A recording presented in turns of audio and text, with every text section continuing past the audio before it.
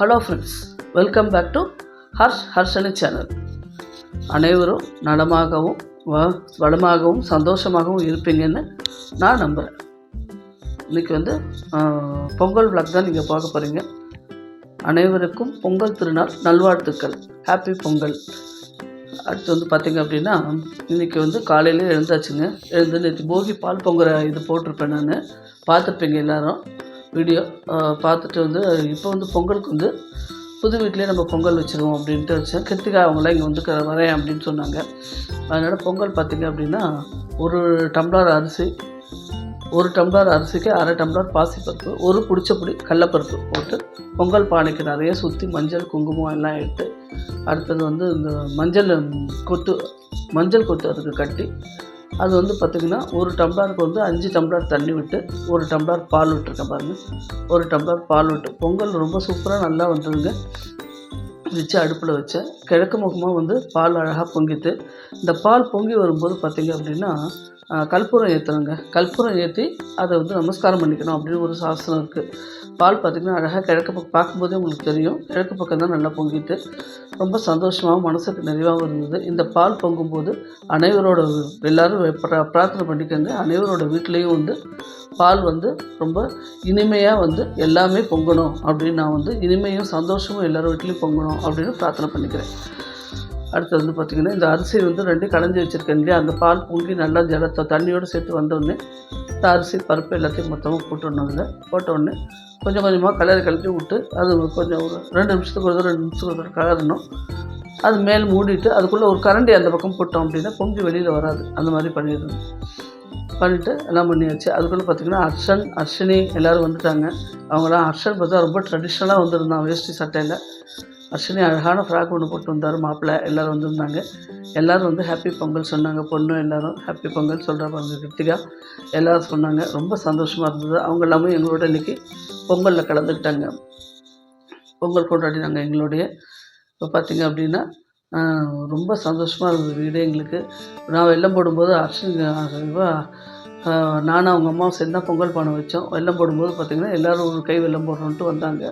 சரி, ஒரு இனிமையான விஷயம் இது புதுசு. நான் எதிர்பார்க்கல. நான் ஒண்டி தான் இப்போ வெல்லம் போடுவேன். பார்த்திங்க அப்படின்னா இன்றைக்கி எல்லாம் பேரம்பேத்தியிலேருந்து எல்லோரும் வெள்ளத்தடுத்து போட்டாங்க. ரொம்ப சந்தோஷமாக இருந்தது. அது ஒரு இனிப்பை பகிர்ந்துக்கும் போது அது ரொம்ப சந்தோஷமாக தானங்க இருக்கும் மனசுக்கு. அது மாதிரி இருந்தது. சரி அப்படின்ட்டு எல்லாம் முடிச்சு பொங்கல் பார்த்திங்கன்னா அவ்வளோ டேஸ்ட்டாக நல்லா இருந்ததுங்க. அதுக்கப்புறம் வடைக்கு ஊற வச்சு வெண்பொங்கல், சர்க்கரை பொங்கல், வடை, அப்புறம் இது பண்ணுவோம். அதாவது கூட்டு குழம்பும் பண்ணுவோம். எல்லோரும் கூட்டமாக இருக்கணும் அப்படின்றதுக்கோசரம் கூட்டு குழம்பு, சண்டை சச்சரவு இல்லாத எல்லோரும் ஒத்துமையாக இருக்கணுன்றதுக்கோசரம் இந்த கூட்டு குழம்புன்னு எல்லா காய்கறியும் கலந்து போட்டு குழம்பு இல்லாமல் கூட்டம் இல்லாமல் அது ஒரு மாதிரி பண்ணுறது.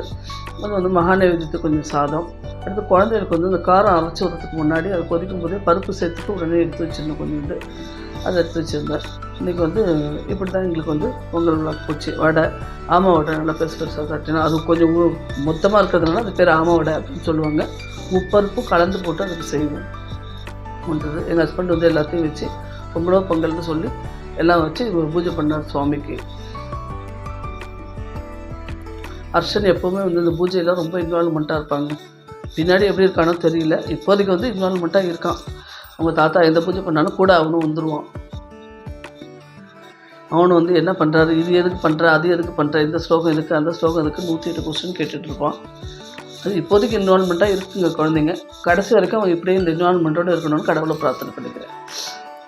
அது பார்த்திங்க அப்படின்னா இது கூட்டு குழம்பு, சாதம், மகா நைவேத்தியம் எல்லாமே வச்சு நைவேத்தியம் பண்ணியாச்சு சுவாமிக்கு. நைவேத்தியம் பண்ணி பொங்கலோ பொங்கல் பிரார்த்தனை பண்ணியாச்சு. இந்த வீடியோவை பார்க்குறவங்க எல்லோரும் என்னென்ன மனசில் நினச்சிட்ருக்கீங்களோ எல்லாம் வேண்டிக்கோங்க.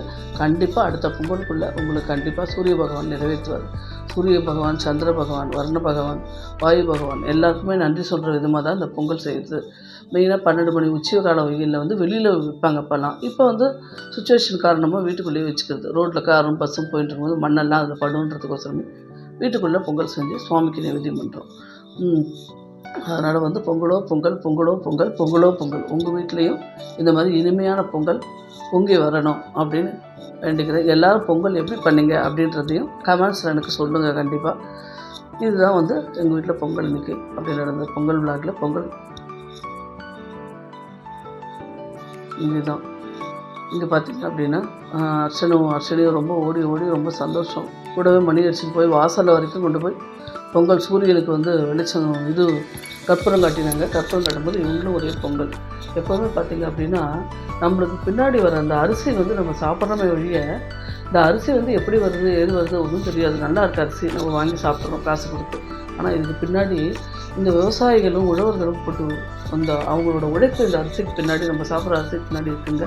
அவங்களுக்கு நன்றி சொல்கிற விதமாகவும் இது வந்து நம்ம இந்த பொங்கல் கொண்டாடுறோம். எப்போவுமே வந்து விவசாயிகளை மறக்கவே கூடாதுங்க. தமிழ்நாட்டு முதுகெலும்பே விவசாயம் தான் அப்படின்னு சொல்லுவாங்க. விவசாயிகளுக்கு நன்றி சொல்கிற விதமாகவே இந்த வந்து பொங்கல் பண்டிகைன்னு ஒன்று வந்து நம்ம வந்து அந்த காலத்துலேருந்து இந்த காலம் வரைக்கும் நம்மளோட மூதாதையர்கள் வச்சுருக்காங்க. அதையும் நம்ம ஃபாலோ பண்ணோம். எப்படி இருந்தாலும், எங்கே இருந்தாலும், எந்த ஊரில் இருந்தாலும் பேரன் பேத்தி இது குழந்தைங்க அது இப்போ பொண்ணு மாப்பிள்ளை எல்லோரும் ஒன்று கூடி இந்த பொங்கலை கொண்டாடும்போது மனசுக்கு ரொம்ப நிறைவாகவும் சந்தோஷமாகவும் இருக்குங்க. எங்கே இருந்தாலும் சரி, அப்பா அம்மா இங்கே இருப்பாங்க, வெளிநாட்டில் இருப்பீங்க குழந்தைங்க, லீவு போட முடிஞ்சவங்க கண்டிப்பாக லீவு போட்டு அன்றைக்கி வந்து அப்பா அம்மாவோட இந்த பொங்கலை செலிப்ரேட் பண்ணிங்கன்னா கிராமங்களில் ரொம்ப நல்லாயிருக்கும். அவங்களுக்கும் மனசுக்கு ரொம்ப சந்தோஷமாக இருக்கும். நம்ம பசங்க நம்மளோட இருக்காங்க இன்றைக்கின்னு. இந்த வீடியோ எல்லோருக்கும் பிடிச்சிருக்குன்னு நம்புகிறேன். லைக் பண்ணுங்கள், ஷேர் பண்ணுங்கள், சப்ஸ்கிரைப் பண்ணுங்கள். நன்றி, வணக்கம். நாளைக்கு வேறு ஒரு வீடியோவில் உங்களை நான் சந்திக்கிறேன்.